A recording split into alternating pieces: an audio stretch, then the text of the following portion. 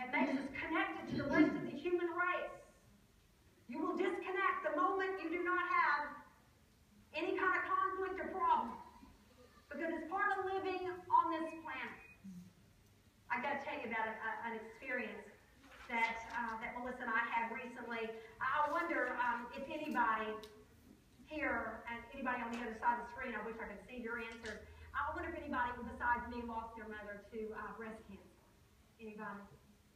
Well, let me tell you a little something about us, because this is part of what makes us a little peculiar. For us, there is no such thing as a routine mammogram. No such thing. It is drama every single time, because they are looking for something to happen at all times. And you're just trying to do the right thing, trying to go in for your appointments, and they scare the living life out of you. You understand what I'm saying? And you're preparing constantly for them to just intimidate you half to death, because they're scared. They're on the lookout. They're not wanting to miss something.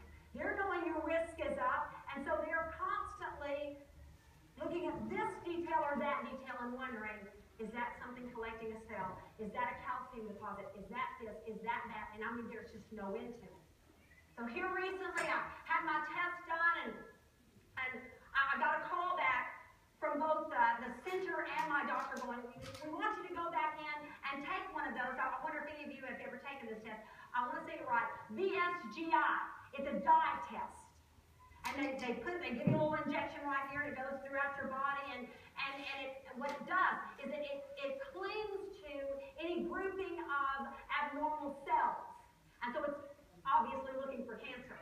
And so they asked me to come in and do the test, and so I can't even describe, just the peace of God was over me. And I didn't know, I didn't have a word from God on how it was going to turn out. I just felt like, I just felt at peace that whatever He had for me was going to be part of my trust, and I wanted to be faithful with it, whether it was good news or whether it was bad. So Melissa, my youngest daughter, was in town for our granddaughter's birth, and she said, Mother, I'm going with you to that test. I said, well, if you want to, and you can. She said, well, I'm going. I'm glad you feel that way. And so we went to the test together, and she's just a complete delight. And I've often said about Melissa that she says what the rest of us are thinking.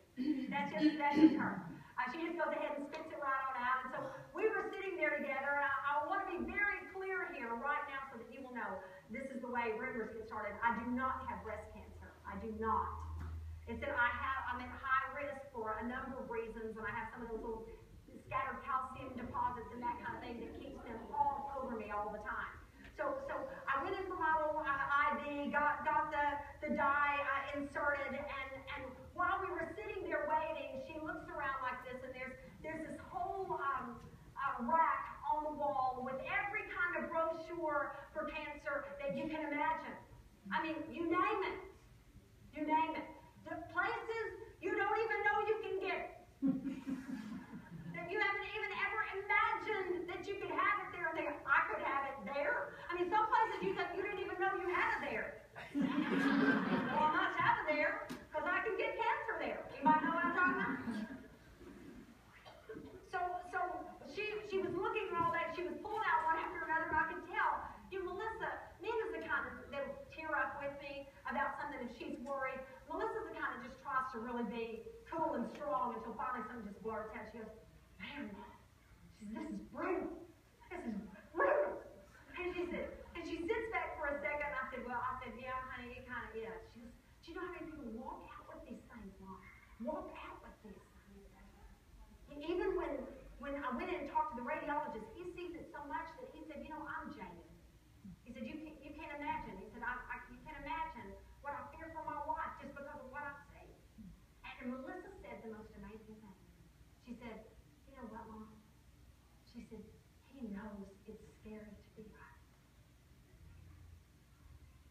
Jesus knows it's scary to be right. And I thought how profound a statement that was. You need to know He does not take this lightly. You need to know He does not take this lightly.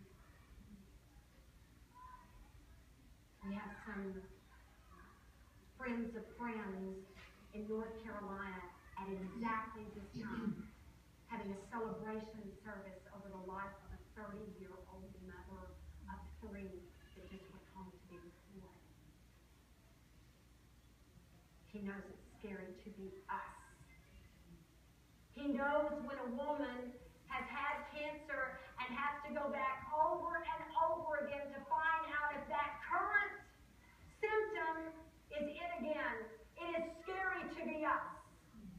He knows when a husband walks out on a wife, or a wife walks out on a husband, it is scary to be us. He knows that. The promise is that the sufferings of this present time, in Romans 8:18, are not even worthy to be compared with the glory that he shall reveal in us. Listen carefully. He has never one time minimized